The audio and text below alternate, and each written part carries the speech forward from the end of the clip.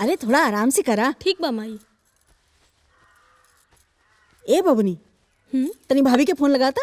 अरे माई, भाभी तो घर ही में बाड़ी। छोटकी के रे, मनुआ के मेहरारू के। अच्छा अच्छा, ले बतियाओ।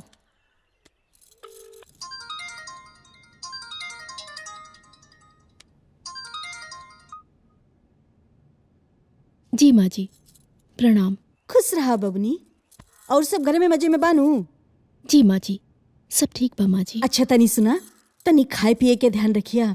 हमरा के ना 21 बरस में पोता चाहिए।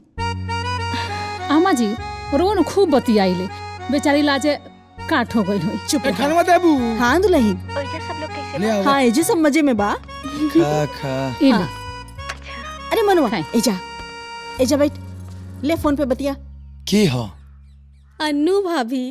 अरे बिया हो तो जिंदगी भर बतिया ही क्यों बा? अरे तू लोग बात कर लो, हम ना बात करो।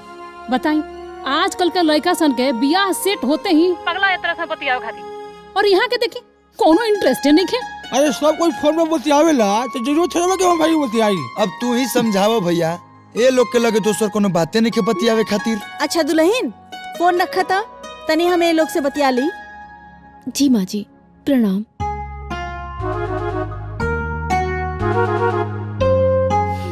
अरे जा यहाँ बैठ। का कहले रे? हाँ ते जौन करत अरे ना, हमरा के तोरा पर शक होता। ऐसे ओ दिना लड़की देखे गईले तो ओकरा से ओइजा ना बतियोले। आज जब बतियावे के कहा थी तो ते 27 गो कानून छटत रे। तो लक्षण हमरा के ठीक नहीं लागत। अरे माई, तू का सोचे लगले? हम कब बतिया लेम? अभी फोन दे दे। ई ना सुधरी कबो। ले झाड़ अतई, कायदे से झाड़, तनी हड़बड़ो मत।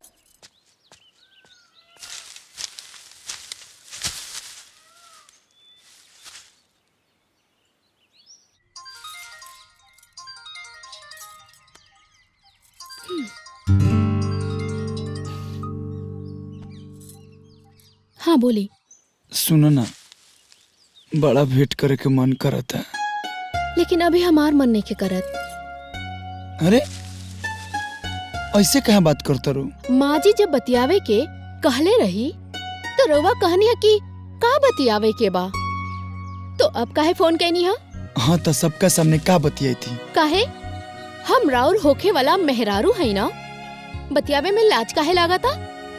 2 दिन से कोनो मैसेज भी ना आई, काहे? सुना ना, फुआ के लड़की के बियाह में गए रहनी, यही से मुझे टाइम ना मिलल हा। दुल्हा थोड़े ना बन के गइल रहनी हा कि टाइम ना मिलल हा। कहीं उहा केहू के साथ नैन मटक्का में तो ना लग गइल रहनी हा ना? अरे ना ना ना, यही सब का बात करता रहूं। सुनो ना, मिला ना। घर के लोग पूछे कि कहाँ जाता रू तो का जवाब दे? तब बोल दिया कि सहेली से मिले गए रहनी। अरे नाना, हम अपना घर के लोगन से झूठ ना बोलीला। अगर रउआ के मिले के बात आज बाजार में आ जाई। ठीक बा हम आवत नहीं।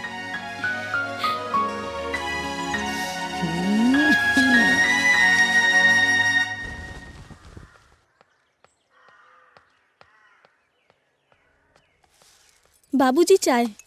हाँ लिया बा। माई जल्दी ना जी, देर होता है। अरे चलते तो बानी बाबूजी, हम जात हई। दाल चढ़ा दे ले बानी, ई चौरुआ जल्दी से बिन के दे दी। ए भैया, दा माई, हम बिन देता। बुलेटवा छोड़ दिया तनी, हमरा बाजारे जाए के बा। अच्छा ऐसा करो ना, तू भौजी के साथ लेके चल जा। अरे भौजी के लेके हम कहाँ जाए? तनी एगो हमारी इम्पोर्टेंट काम बा। अच्छा हाँ। दुल्हनिया से मिले जाता रखा बेटा।